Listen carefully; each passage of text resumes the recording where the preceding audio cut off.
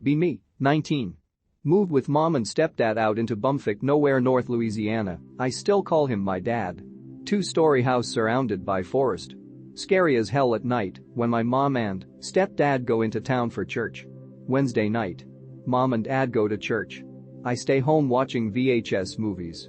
Out in the middle of fucking nowhere, no cable internet, but have an arsenal of 80s 90s VHS movies. Watching some movie with John Cusack about airplanes or something. Boring, falling asleep on couch. Suddenly hear weird sound outside, like on top of roof. Hard to explain sound. Almost like a reflective swoop followed by like a winding metallic wow wow wow. I know this sounds retarded, I don't know how else to explain. Blinding flash of light outside.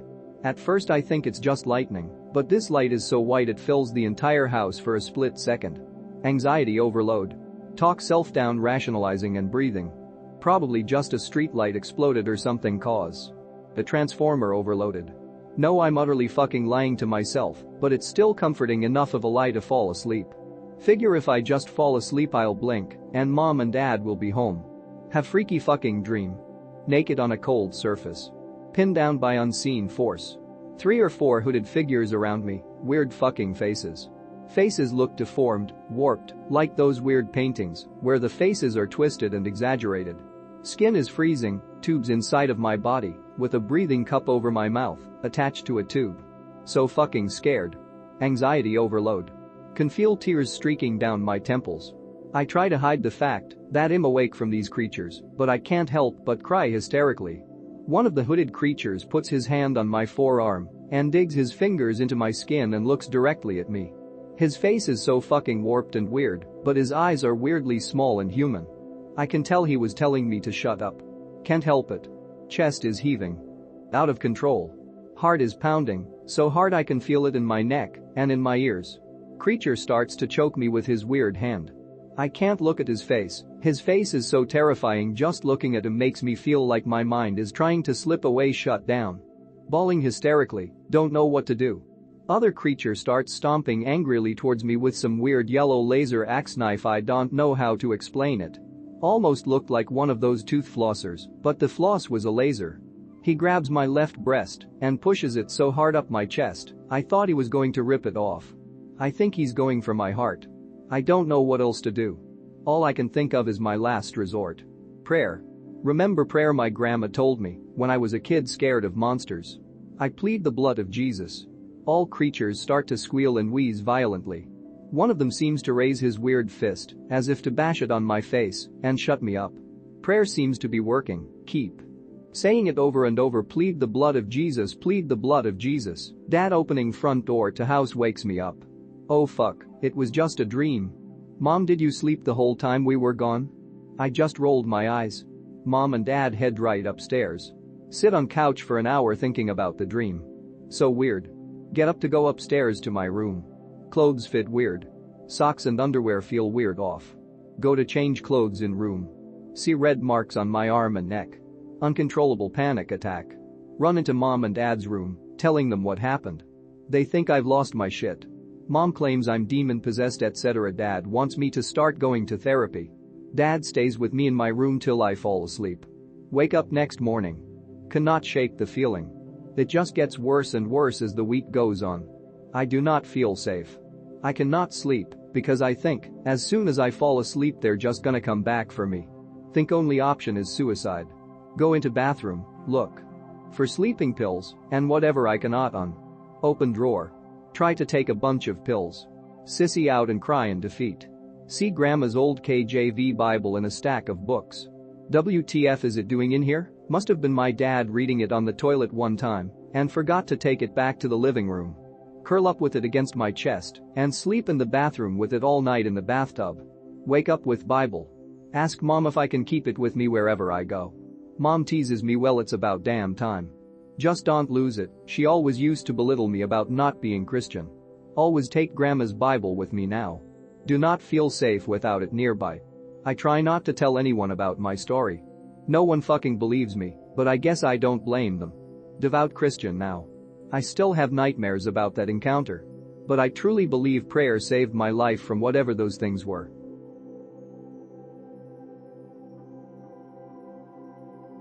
Be me. About 9 or 10. Live in a big city. Walking with older brother. Decide to follow train tracks. Getting there from our direction requires passing by a huge backyard. 24/7 sound of 1,000 birds can be heard, bird group changed over time, pigeons, sparrows, chickens, etc. Along the back of the fence that faces the train tracks is an overgrown ivy-ish plant that stretches out more than 10 to 12 feet. Go down a block or two. Mildly interesting. See train pass by up close. Awesome. Come to next major street. No pedestrian crossing, traffic only stops for the train. Turn around and head back. Pay attention to nothing as we just passed it. Nearing bird-filled backyard. Wondering about it. Notice vague doorway-shaped opening between the overgrowth and the fence. Curiosity override activated. Peer in. Seems like nothing. Eyes adjust. There's a piece of clothing on the ground. Overgrowth juts through the fence just enough to obscure anything. Brother. Comes over and looks. Asks what I think it is. Walks inside before I can answer. Follow. Get to the clothing. It's a pale blue shirt. Past the overgrowth poking through the fence. Pathway continues another 6 feet then gets wider. What? We head into the room. Regret it immediately. The room is almost dome-shaped, but slopes downward on one side following the shape of the outside. Enough sunlight coming in that you can see just fine. Overgrowth had been cut and pruned here. Made to keep outside long and flowing. We had enough room to stand side by side. Floor covered in clothes. Reeks in here, but not from that. Small table about 1.5 feet off the ground. Dead Doberman pincer. Not all that decayed. That would have been bad enough. But its guts were missing. Dead gutted dog is bad. Dead gutted dog with every edge of flesh having human-shaped bite marks is worse. Literal semicircles in the skin and muscle. Funny enough, I have a weird military abroad story I still can't explain. It's the reason I believe firmly in spirits now. Be me, senior in high school. Military brat, family is stationed in Misawa, Japan. Misawa is very remote and famously haunted. Countless stories about ghosts and spirits from war. And countless Japanese superstitions over the centuries. It's late November, getting cold. It's a Saturday. I live off base, so friends come to my house to hang out. I'll call them Clay, boy, John, boy, Emily, girl, and Sam, girl. We want to see come cool Haikyo, term for abandoned places. Some quick backstory. Military culture is weird. Clay and John are basically from redneck families. Sam is from a big Catholic East Coast Boston family. Emily is half Japanese. So you get redneck patriot kids. With local international students. Funny mix, anyway. Someone at our military school saw a ghost earlier that month. So we are all jealous and think it's a joke. But ghost sightings are super common in Misawa. I was a know-it-all atheist then, but still believed that Japan was haunted somehow. We decide to explore some rural countryside. Tons of abandoned farmhouses, buildings, all around. We're too young to drive in Japan. So we grab our bikes, backpacks. We stock up at a rural Lawson, 7-Eleven type convenience store. Buy snacks, liquor, and candy. Packed some cigarettes and flashlights. Friend knows of an abandoned Shinto shrine. We head there as the sun starts setting. Nobody is there. We assume it's abandoned, but we were fools. Looks very similar to pick attached. Shrines are not abandoned, they are empty for a reason. We slide the shrine door open. It smells like aged wood, but it's perfectly clean inside. The floors creak, but there is no dust. We hear a cat crying somewhere in the woods around the shrine. Yeah, once a couple months ago a few people were into it, and one dude kept saying I was making shit up. That one might take a few posts. So this map is a rough drawing of this campsite I was at. Be me 3 years ago, friends want to go camping. One friend suggests a campsite in the northern Utah mountains. Says he's got a campsite that is like a half-mile from the parking area. We packed a ton of shit, and it turns out that it was more like 1.5 miles, so we had to make multiple trips. One side of the river ponds there is a birch grove, notice it on the way to the camp, cool grove, trees are like 12+ feet tall. Drop stuff off on first trips, tell my friends it looks like it's gonna rain, this is important later, and we should set up camp. They ignore me, and lo and behold halfway back to the car it starts raining. Walking past the birch grove and my friend smacks me on the shoulder and is like, bro, do you see that thing, and points at the grove. See something extremely skinny. Skinnier than the trunks of the birches and extremely tall, almost humanoid, with long thin arms and skin the color of birch bark. It disappears into the grove, but our other friend didn't see it. Get to the car, get our shit and start the trek back. When we get to the grove, my other friend is like, holy shit, you mean that, and points. This thing is behind a different tree, facing our direction. We have 2 guns and a ton of knives and we all took PTO for the trip, so we decide to stay. Make 2 or 3 more trips to the car and we see it behind different trees every time, always facing us. Get to camp and our tent is soaking wet. We light a fire, shoot the shit, and drink till like 2 a.m. Laying in a wet tent, can't sleep because I'm wet, but both my friends are passed out. Hear what sounds like a deer walking through the grass by our tent. Wouldn't surprise me cause deer are super common in Utah. Hear another deer, and another. Eventually it sounds like a stampede of 10 plus deer. Friends. Still dead asleep. Say fuck it, grab my gun and step outside the tent. As soon as I step out, footsteps stop. No deer anywhere nearby, and I got out of the tent fast. Go back to bed, wake up in the morning, and ask my friends if they heard it. Ha, and nope, too drunk. Some more friends arrive that day and we decide to go to the birch grove. No weird modern art, no fallen trees that we could have mistaken for a monster, no meth heads standing on each other's shoulders, etc. Nothing else weird happened for the next 2 days, but me and those 2 friends vividly remember that to this day because we hadn't drank at all and all 3 of us saw it. Only drug we had ingested that day so far was nicotine. Okay, something freaky happened a couple nights ago. Be me. In African senior year of high school. In Africa there's a cybersecurity club called Cyber Patriots, and we recently won a competition. Get phone call at like 10 p.m. Restricted number. I foolishly answer. Hey, this is Sergeant Andrew Miller. Good job on your Cyber Patriot competition yesterday.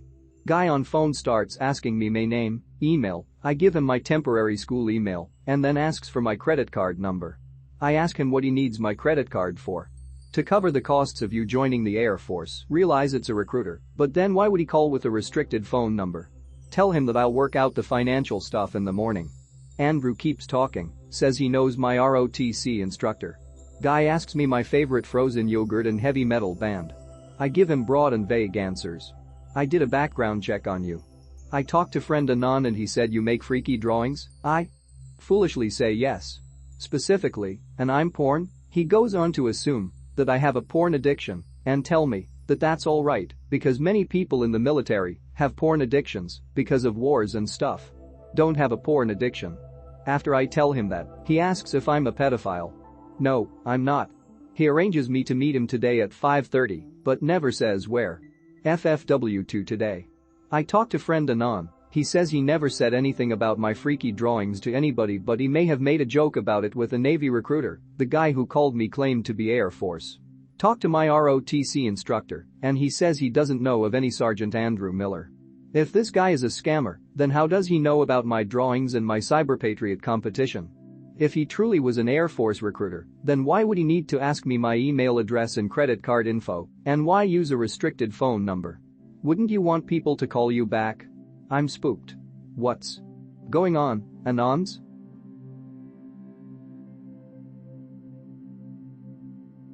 Be me 5 years ago. Visiting parents. My parents have always been the spiritual new wavy type of deal, especially my dad.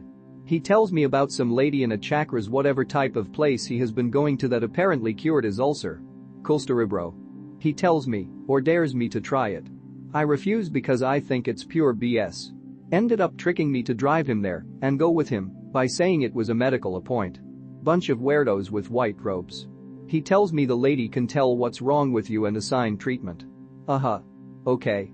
I won't see them again in quite a long time, so I end up giving in just to please the old timer. Some old woman, not too old, like 60 and still looking appropriately put together, grabs my hands and starts naming illnesses as some guy writes on a board. She guessed about my pancreatic surgery, which was surprising at first, but I knew my dad and I figured he probably told her in advance. You don't believe in my knowledge? She mentions.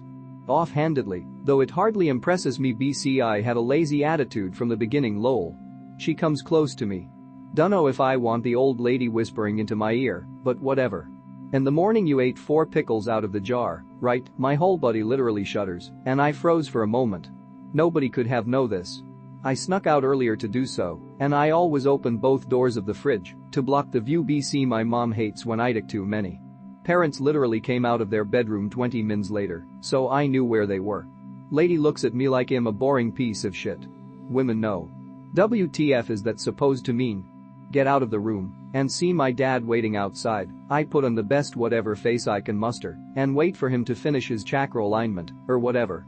Walk out of there, still unnerved but don't show it. Pride. Some woman that wore a blue robe stares at me as I walk out and get freaked out again. Never again, thank you.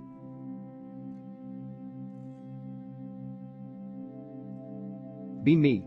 Be 6 years old. Have vivid dreams and visions of a horrific future. Nightmares so bad that they would leak into real life. Remember hiding and crawling to avoid detection by the things I saw. Parents eventually get sick of my shit. By 6-year-old me a dream catcher. Nightmares and visions suddenly stop. Fast forward. B8. Start seeing a shadow in the night. Parents start seeing it too. Mom recalls one time it crawled into bed with her. She thought it was my dad. The thing goes away after we hang up crucifixes. Remember when I was 10 one night I saw it again with red eyes this time, and my dog clad in blue and white next to it. She was already dead, but it shocked me. Tell parents they don't believe me, but suddenly hide a Bible in our closet. Still no idea what it was to this day. Any ideas? X.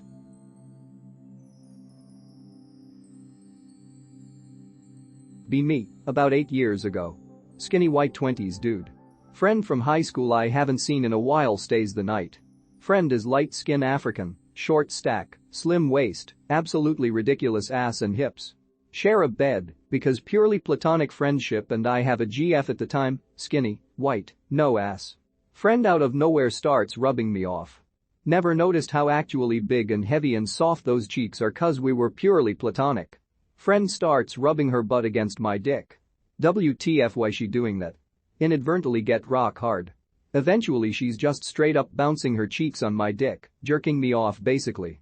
Ass so big I'm fully erect, not even approaching the hole. Getting freaked out thinking about my GF. Pull away and go sleep in another room. Feel awkward about it and allow friendship to fall away over next few years. Sometimes wonder if I shouldn't have given her what she wanted. Don't know why I didn't or why it freaked me out at the time. To be honest. Seize opportunities when they are presented to you. Yeah, I might even be able to find the pic. Recording is lost to time. Be me in middle school, vacation in Utah to visit my Cowsuans. Dad takes me, my 2 cousins and my sister to a fort in Utah, can't remember the name really. My sister and younger cousin and dad are in the gift shop. Me and my cousin are in the haunted inn. Recording voice recording, hear some weird stuff, but nothing super special. Dad and cousin and sister waiting for us outside. Go outside and take picture of the inn. We're the only people there beside the tour guide who was with my dad and family. Get home, listen to recording. Halfway through hear a super deep gravely voice say why are you recording? Look through pictures. Find one my dad insists is the silhouette of a ghost in a window. There were no cutouts in the window and nothing that could have reflected in this way.